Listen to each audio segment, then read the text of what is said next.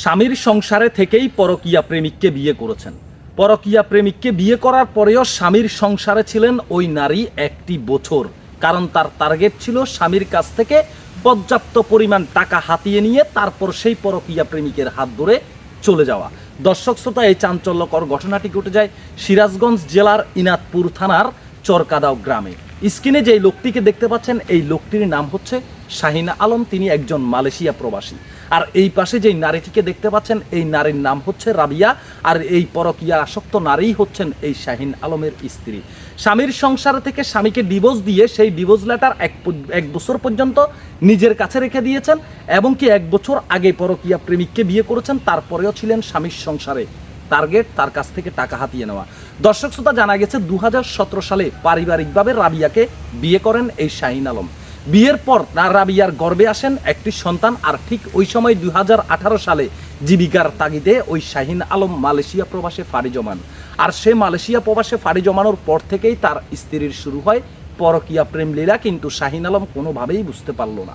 এর ভিতরে শাহিন আলম 2022 সালে ছুটিতে এসে স্ত্রীর সাথে সুন্দর একটি সময় এবং সুন্দর একটি মুহূর্ত কাটিয়ে যায়। সে ছুটি শেষ করে চলে যাওয়ার পরে সে জানতে পারে তার স্ত্রী পরকীয়া প্রেমে আসক্ত এবং কি এই ব্যাপারে তার স্ত্রীকে জিজ্ঞাসাবাদ করলে তার স্ত্রী পুরাপুরি বিষয়টা অস্বীকার করেন। স্বামীকে অতিরিক্ত ভালোবাসা এবং আদর স্নেহ দেখান। আর সেটা দেখিয়ে স্বামীকে জায়গা ক্রয় করার কথা বলে তার নিজের অ্যাকাউন্টে আনান সে একে একে 12 লক্ষ টাকা। দর্শক শ্রোতা, এর ভিতরে সে 12 লক্ষ টাকা যখন তার ব্যাংক অ্যাকাউন্টে ঢুকে যায় 10 লক্ষ টাকার মতো, তখনই সে তার স্বামীকে শাহিন আলমকে সে ডিভোর্স দিয়ে দেন। সেই ডিভোর্স লেটারের কাগজটি সে নিজের কাছে রেখে দেন এবং বিয়ে করে ফেলেন পরকীয়া প্রেমিককে। কিন্তু পরকীয়া প্রেমিকের সাথে যায়নি, রয়ে গেলেন স্বামীর বাড়িতে, কারণ স্বামীর কাছ থেকে আরও টাকা পয়সা হাতিয়ে নেবেন। এর ভিতরে টোটাল 12 লক্ষ টাকা তার নিজের অ্যাকাউন্টে আনান স্বামীর সাথে মিথ্যে কথাবার্তা বলে। তার পরবর্তীতে হঠাৎ করে গত মাসখানেক আগে ওই শাহিন আলমের স্ত্রী তার পরকীয়া প্রেমিকের হাত ধরে চলে যান। শাহিন আলমের কষ্ট উপার্জিত টাকা দেওয়া সেই 12 লক্ষ টাকা ব্যাংক থেকে উত্তোলন করে এবং কি যাওয়ার সময় নিয়ে যান শাহিন আলমের আদরের পুত্র সন্তানটিকে, যেই ছেলেটির বয়স বর্তমানে প্রায় 7 বছর। দর্শক শ্রোতা, পরকীয়া প্রেমিকের সাথে চলে যাওয়ার পরবর্তীতে ওই নারী, এই পরকীয়া আসক্ত নারী রাবেয়া, সে তার সন্তানকে অন্য একটি জায়গায় বন্ধক দিয়ে দেন। এই পরকীয়া করোনা ভাইরাসকেও অতিক্রম করে ফেলেছে। যেই পরকীয়ার আক্রমণে গ্রাস হচ্ছে প্রতিনিয়ত মানুষ, পুরুষ মানুষ এবং প্রবাসী ভাইরা। দর্শক শ্রোতা, তারপর শাহিন আলম যখন জানতে পারে তার পরকীয়া আসক্ত স্ত্রী সে তার ব্যাংক অ্যাকাউন্টে থাকা 12 লক্ষ টাকা উত্তোলন করে পরকীয়া প্রেমিকের সাথে চলে যায়, তখন সে তার স্ত্রীর সন্ধান চায় এবং সন্তানের সন্ধান চায়।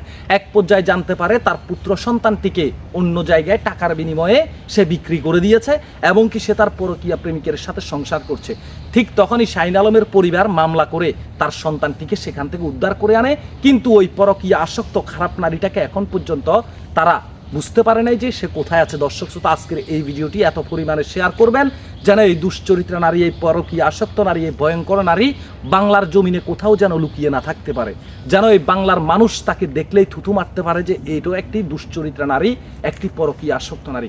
দর্শক শ্রোতা, এই পরকীয়ার শিকার হয়ে হাজারো পুরুষ আজকে নিঃস্ব, হাজারো প্রবাসীর জীবন ধ্বংস, হাজারো প্রবাসীর স্বপ্ন ভেঙে চুরমার হয়ে গেছে।